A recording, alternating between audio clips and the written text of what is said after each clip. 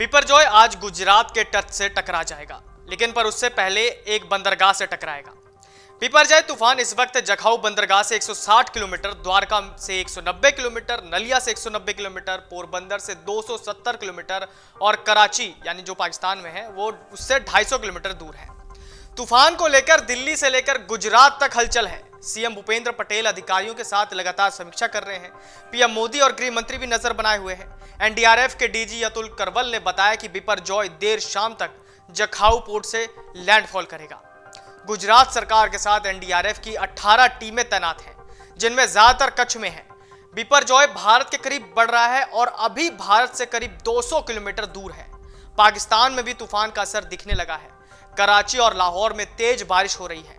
तूफान को देखते हुए सरकार ने कई कदम उठाए हैं और तूफान से होने वाले नुकसान को कम से कम करने के लिए तैयारी की जा रही है। बताया जा रहा है कि तूफान में 150 किलोमीटर से तेज रफ्तार से हवाएं चलेंगी, जिससे नुकसान होने की संभावना है।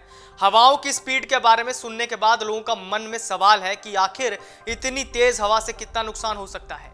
इसके अलावा तूफान आने पर लोगों के मन में यह भी ख्याल आता है कि कोई तूफान में उड़ ना जाए।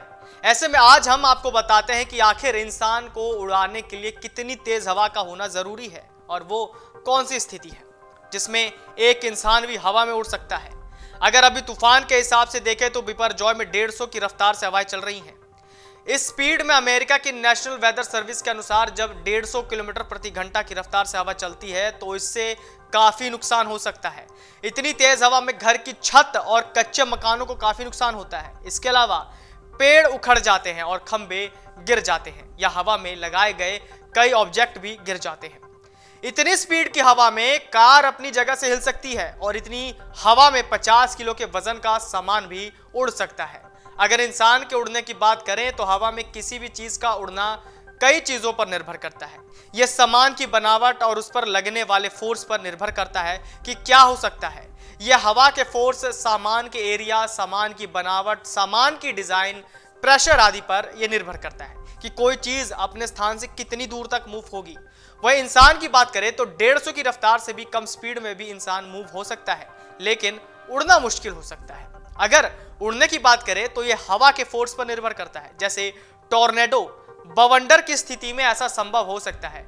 एक तो आपको बता दें कि इंसान ग्रेविटी की वजह से जमीन पर टिका रहता है, लेकिन अगर 70 माइल प्रति घंटे की रफ्तार से हवा चलती है तो यह ग्रेविटी के फोर्स पर हावी हो सकता है और इससे तेज हवा में ग्रेविटी का फोर्स अच्छे से काम नहीं कर पाता और इंसान अपने स्थान से हिलने लगता है।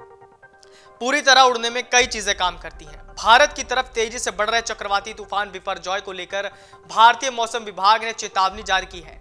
मौसम विभाग के मुताबिक गुरुवार को गुजरात के कच्छ में इस तूफान के टकराने की संभावना है। इसके मद्देनजर देवभूमि द्वारका जिले में प्रशासन ने द्वारकाधीश मंदिर को श्रद्धालुओं के लिए बंद रखने का फैसला किया है। बिपरजॉय का प्रभाव देश के 9 राज्यों और गंभीर प्रभाव गुजरात के 9 जिलों में पड़ने की चेतावनी है।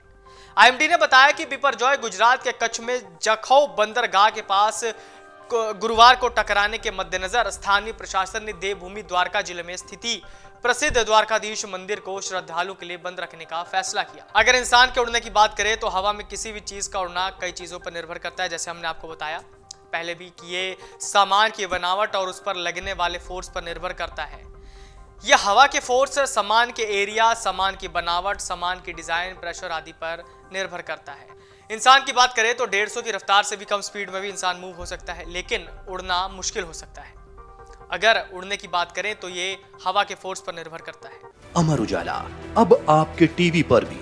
अपने स्मार्ट टीवी पर YouTube पर सर्च करें अमर उजाला, चैनल सब्सक्राइब करें और देखें ताजा खबरें, वो भी HD क्वालिटी में। और हाँ, बेल आइकन दबाना ना भूलें ताकि हर खबर हो आपके घर। अमर उजाला, निष्पक्ष, निर्भीक, निरंतर।